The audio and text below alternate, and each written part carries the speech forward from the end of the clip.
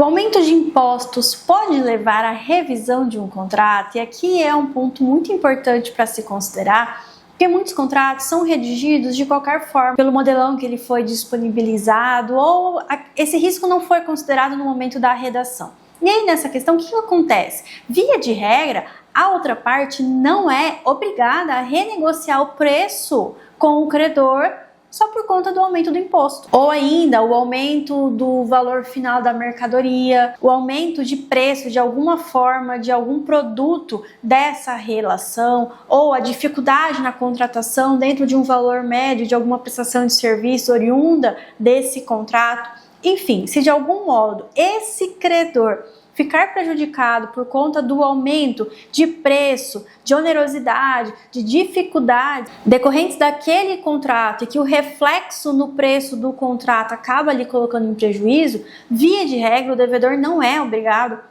a renegociar. Contudo, aqui é muito importante que, uma vez identificado esse aumento de tributos, aumento de impostos, aumento de preço de algum modo que prejudica o credor, que precisa ter uma negociação para que ele chegue num ponto de equilíbrio, ele precisa ir fundamentado para essa negociação.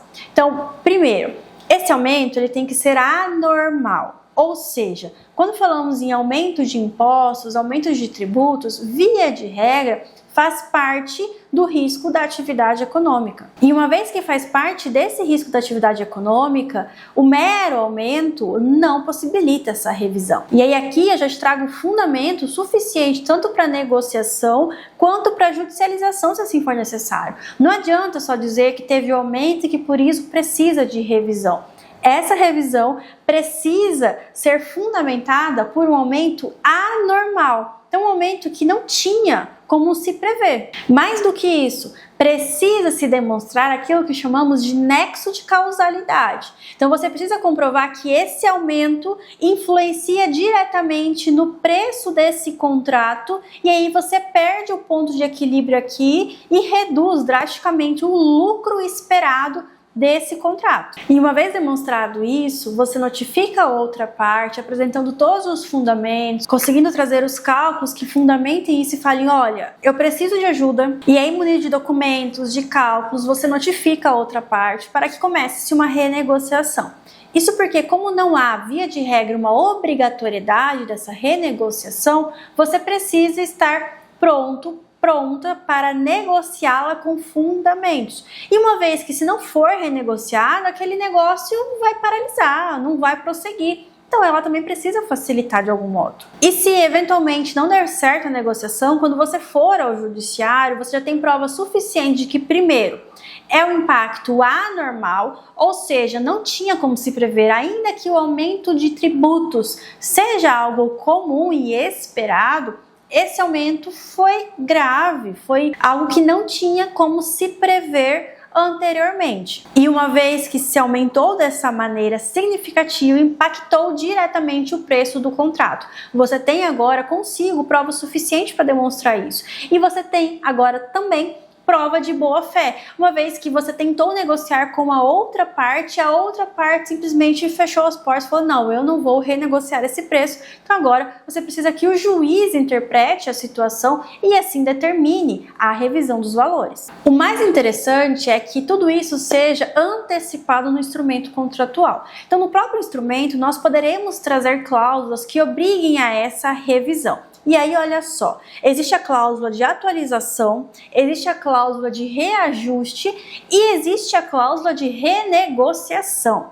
Jamais traga aqui, de forma aberta, genérica, a cláusula de renegociação. Então, não é qualquer tipo de causa que gere a renegociação daquele preço do contrato. Muitas vezes colocam-se apenas caso fortuito, força maior. Mas o que é isso?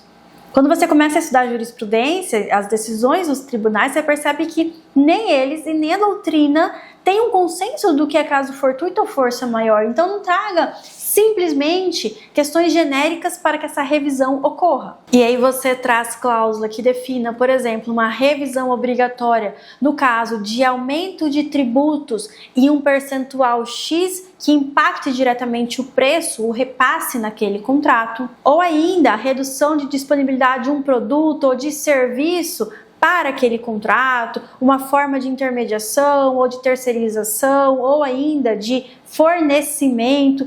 Veja que a partir do momento que eu sei o objeto principal daquele contrato, e vamos dizer que seja um fornecimento, ou que seja a entrega propriamente dita de um bem, ou que seja uma prestação de serviços, e do outro lado nós temos o pagamento de um preço, eu consigo aqui estipular o que pode impactar diretamente esse contrato e então trazer a cláusula respectiva, seja no aumento de tributos, aumento de taxas, aumento inclusive do preço para aquisição daquele produto para fornecimento, a redução de disponibilidade de serviços, de produtos, problemas de exportação, de importação e de guerra. Tudo isso deve ser considerado e aqui descrito para que, se for necessário, a parte que se sente prejudicada possa acionar aquela cláusula para a revisão.